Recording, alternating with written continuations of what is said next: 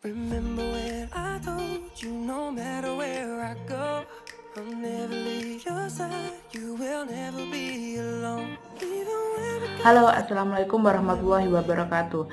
Jadi di sini saya akan menjelaskan tentang pengertian filsafat. Nah, saat kita menyebut kata filsafat, pasti yang terfikirkan di pikiran kita itu tertuju pada masa lampau di zaman Yunani kuno. Karena di masa itu, semua ilmu dinamakan filsafat. Dari Yunanilah kata filsafat ini berasal, yaitu philos yang berarti cinta yang mendalam, sedangkan sophia berarti kebijakan atau kearifan. Dalam penggunaan populer, filsafat dapat diartikan sebagai suatu pendirian hidup individu dan dapat juga disebut sebagai pandangan masyarakat. Selain itu, masyarakat juga mempunyai filsafat yang bersifat kelompok. Oleh karena manusia itu makhluk sosial, maka dalam hidupnya ia akan hidup bermasyarakat dengan berpedoman pada nilai-nilai hidup yang diyakini bersama. Inilah yang disebut filsafat atau pandangan hidup. Bagi bangsa Indonesia, Pancasila merupakan filsafat bangsa. Di Jerman, dibedakan antara filsafat dengan pandangan hidup. Filsafat diartikan sebagai suatu pandangan kritis yang mendalam sampai ke akar-akarnya. Dalam pengertian lain, filsafat diartikan sebagai interpretasi atau evaluasi terhadap apa yang penting atau apa yang berarti dalam kehidupan. Di pihak lain, ada yang beranggapan bahwa filsafat sebagai cara berpikir yang kompleks, suatu pandangan yang tidak memiliki kegunaan praktis. Sidi Ghazalba mengatakan bahwa filsafat adalah hasil kegiatan berpikir yang radikal, sistematis, dan universal. Kata radikal berasal dari bahasa Latin radix, yang artinya akar. Filsafat bersifat radikal artinya permasalahan yang dikaji, pertanyaan-pertanyaan yang diajukan atau jawaban yang diberikan bersifat mendalam sampai ke akar-akarnya. Bagi orang awam mungkin dianggap hal biasa yang tidak perlu dibahas lagi, tetapi filsafat ingin mencari kejelasan makna dan hakikatnya. Misalkan, siapakah manusia itu, apakah hakikat alam semesta ini, dan apakah hakikat keadilan. Filsafat bersifat sistematis, artinya pernyataan-pernyataan atau kajian-kajian menunjukkan adanya hubungan satu sama lain, saling berkaitan dan bersifat koheren atau runtut. Di dalam tradisi filsafat, ada paham-paham atau aliran besar yang menjadi titik tolak dan inti pandangan terhadap berbagai pernyataan filsafat. Filsafat bersifat universal, artinya pernyataan-pernyataan dan jawaban-jawaban filsafat bersifat umum dan mengenai semua orang. Dengan kata lain, filsafat mencoba mengajukan suatu konsep tentang alam semesta termasuk manusia di dalamnya secara sistematis. Di dalam Al-Quran dan budaya Arab terdapat istilah hikmah yang berarti arif atau bijak. Filsafat itu sendiri bukan hikmah, melainkan cinta yang mendalam terhadap hikmah. Dengan pengertian tersebut, maka yang dinamakan filsuf adalah orang yang mencintai dan mencari hikmah dan berusaha mendapatkannya. Ada beberapa definisi filsafat yang dikemukakan oleh Heraclitus, yaitu 1. Filsafat adalah suatu sikap tentang hidup dan alam semesta. 2. Filsafat adalah suatu metode berpikir reflektif dan penelitian penalaran. Yang ketiga, filsafat adalah suatu perangkat masalah-masalah. Yang keempat, filsafat adalah seperangkat teori dan sistem berpikir. Nah, selanjutnya kita akan membahas tentang objek filsafat. Berbicara tentang pengetahuan yang sistematis, pasti ada suatu kejelasan mengenai objeknya. Objek dibedakan menjadi dua macam, objek material dan juga objek formal. Begitupun dengan filsafat juga memiliki objek di dalamnya. Objek materi filsafat meliputi segala sesuatu yang ada adalah Tuhan, alam, dan manusia. Sepanjang sejarah filsafat, kajian tentang alam menempati urutan pertama. Kemudian disusul kajian tentang manusia dan Tuhan. Pada abad pertengahan di Eropa, ketika filsafat menjadi abdi teologi, banyak kajian-kajian filsafat tentang Tuhan. Setelah masuk zaman modern, fokus kajian filsafat adalah manusia. Objek formal atau sudut pandang pendekatan filsafat adalah sudut pandang hakikatnya. Hakikat artinya kebenaran yang sesungguhnya atau yang sejati, yang esensial, bukan yang bersifat kebetulan. Manusia sebagai objek kajian ilmu dan filsafat dapat dikaji dari sudut pandang. Manusia dapat dikaji dari sudut interaksi dalam hidup bermasyarakat.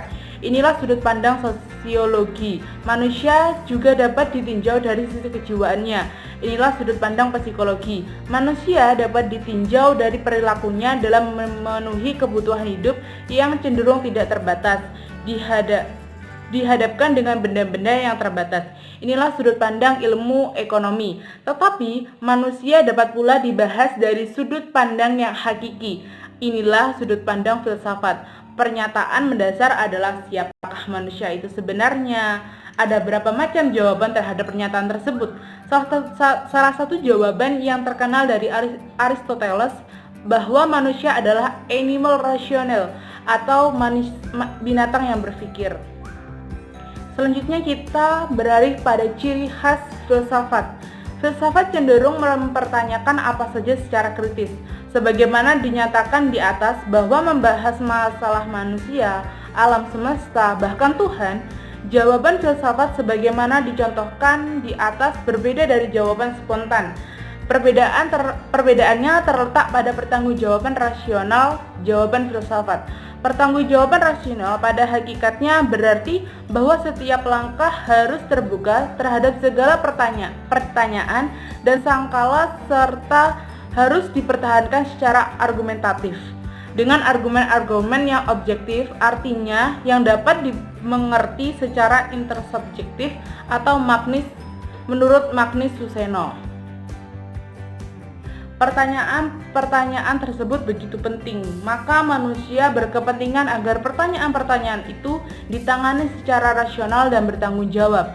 Disinilah bidang garap filsafat dalam usaha manusia untuk memecahkan masalah-masalah yang dihadapinya. Ringkasan filsafat dapat dipandang sebagai usaha manusia untuk menangani dan menjawab pertanyaan-pertanyaan fundamental secara bertanggung jawab.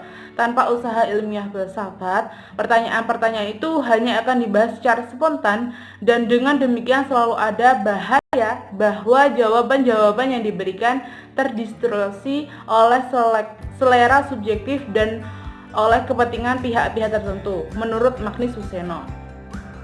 Nah, selanjutnya kita akan membahas cabang-cabang ilmu filsafat. Menurut Sidi Ghazalbah mengemukakan bidang permasalahan filsafat terdiri atas 1. Metafisika dengan pokok-pokok masalah, filsafat hakikat atau ontologi, filsafat alam atau kosmologi, filsafat manusia, dan filsafat ketuhanan. Yang kedua, teori pengetahuan atau epistemologi yang mempersoalkan hakikat pengetahuan, dari mana asal atau sumber pengetahuan, bagaimana membentuk pengetahuan yang tepat dan yang benar, apa yang dikatakan pengetahuan yang benar, mungkin manusia mencapai pengetahuan yang benar, dan apakah dapat diketahui manusia, serta sampai di mana batas pengetahuan manusia.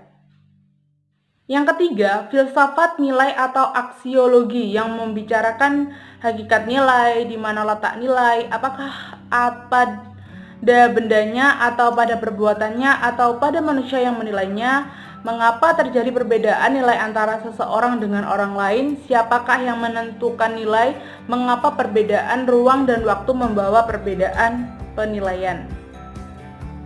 Louis O. Katzoff membagi cabang-cabang filsafat menjadi 2 bagian besar, yaitu cabang filsafat yang membuat materi ajar tentang alat dan cabang filsafat yang membuat tentang isi atau bahan-bahan dan informasi.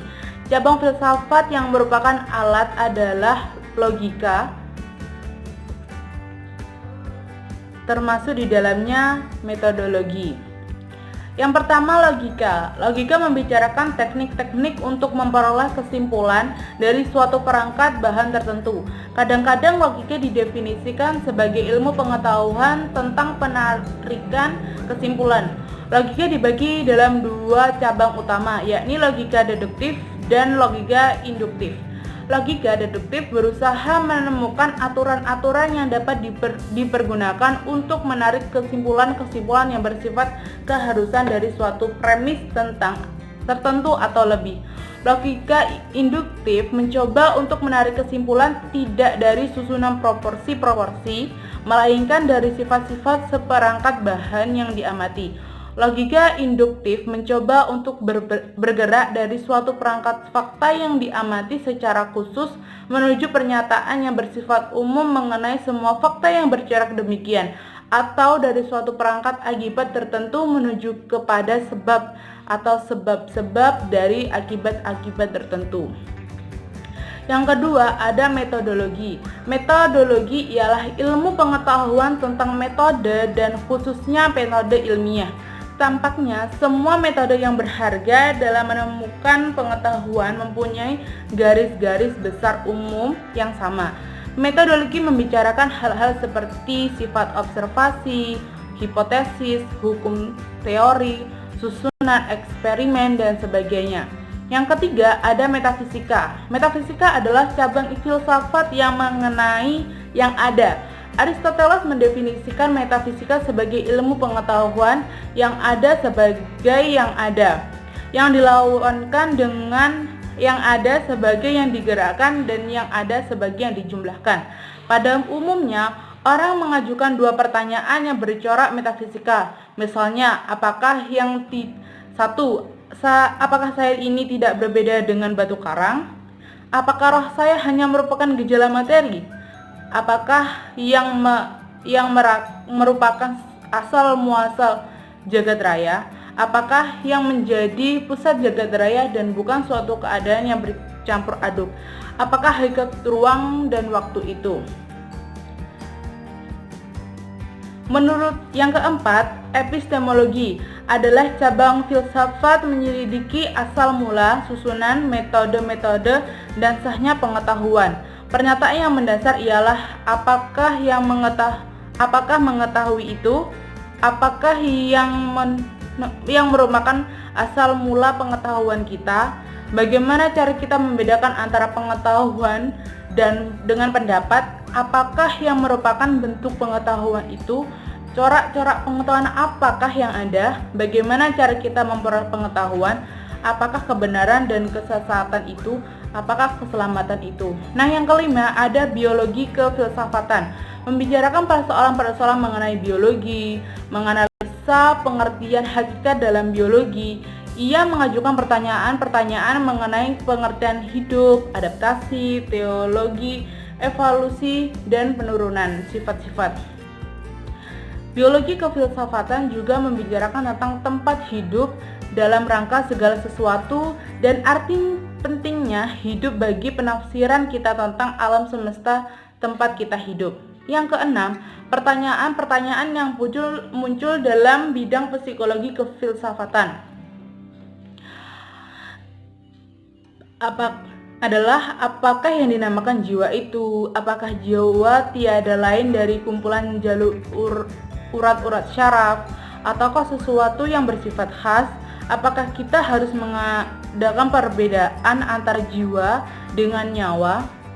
Apakah hubungan antara jiwa dan tubuh bila kedua hal dianggap berbeda? Apakah yang dimaksud dengan ego?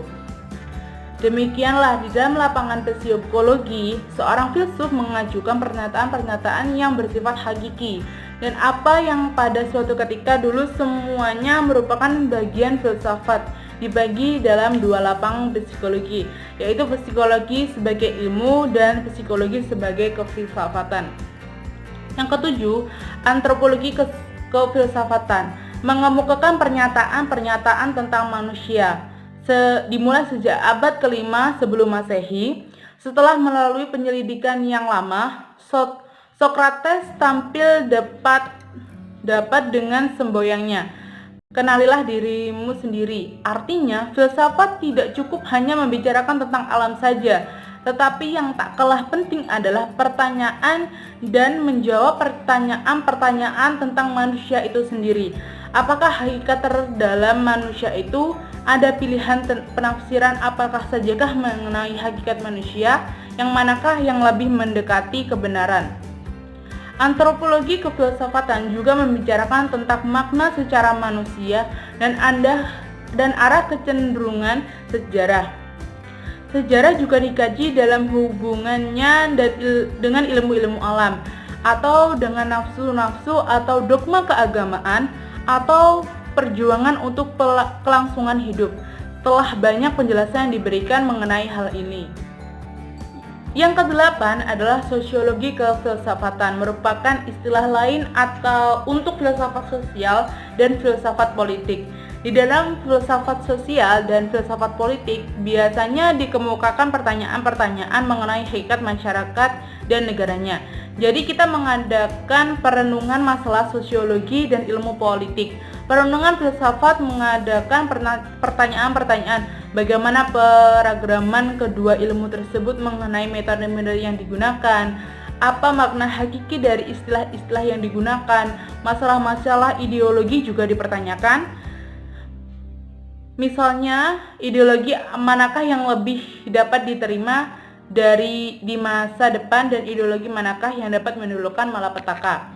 Nah, ke-9 ada di dalam melakukan pilihan, manusia mengacu kepada istilah-istilah seperti baik, buruk, kebijakan, kejahatan, dan sebagainya. Istilah-istilah ini merupakan predikat-predikat kesusilaan atau etik. Cabang filsafat yang membahas masalah ini adalah etika. Dalam kondisi yang bagaimanakah kita mengadakan tanggapan kesusilaan? Ukuran-ukuran apakah yang dipakai untuk menguji tanggapan-tanggapan kesusilaan? Tujuan pokok etika adalah menemukan norma-norma untuk hidup dengan baik. Berkaitan dengan itu muncul pertanyaan-pertanyaan seperti apakah yang menyebabkan suatu perbuatan yang baik itu adalah baik secara etik? Bagaimana cara kita melakukan pilihan di antara hal-hal yang baik? Itulah beberapa contoh pertanyaan di dalam penyelidikan etika. Yang ke-10, dua istilah pokok telah digunakan di dalam kajian filsafat, yakni kebenaran dan kebaikan. Kebenaran merupakan tujuan yang hendak dicapai dalam pembicaraan kita tentang epistemologi dan metodologi. Bagaimana kebaikan merupakan masalah yang diselidiki secara etika. Pada hal ini kita ditambahkan unsur ketiga dari ketertunggalan besar yang mendasar semua peradaban, yakni keindahan. Cabang filsafat yang membicarakan definisi, susunan, dan peranan keindahan, khususnya di dalam seni, dinamakan estetika. Pertanyaan-pertanyaan filsafat di dalam pembicaraan estetika adalah apakah keindahan itu? Apa hubungan antara yang indah dengan yang benar dan yang baik? Apakah ada ukuran yang dapat dipakai untuk menanggapi suatu karya seni dalam arti objektif? Apakah fungsi keindahan dalam hidup kita? Apakah seni itu hanya sekadar reproduksi alam kodrat belaka, ataukah suatu ungkapan perasaan seseorang, ataukah suatu penglihatan di dalam kenyataan yang ada? Nah, yang ke-11, filsafat agama tidak berkepentingan dengan orang yang terpercaya, tetapi kepada makna istilah-istilah yang dipergunakan.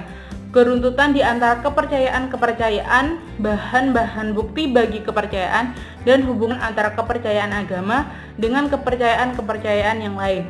Yang erat hubungannya dengan kepercayaan agama adalah kepercayaan mengenai keabadian hidup, meskipun masalah ini tidak monopoli milik agama, tetapi merupakan masalah terpenting bagi penganut-penganutnya. Nah, itu tadi penjelasan saya tentang pengertian filsafat, ciri-ciri dari filsafat, objek kajian filsafat, dan juga cabang-cabang ilmu filsafat. Sekian video dari saya. Apabila ada kesalahan, saya mohon maaf. Wassalamualaikum warahmatullahi wabarakatuh.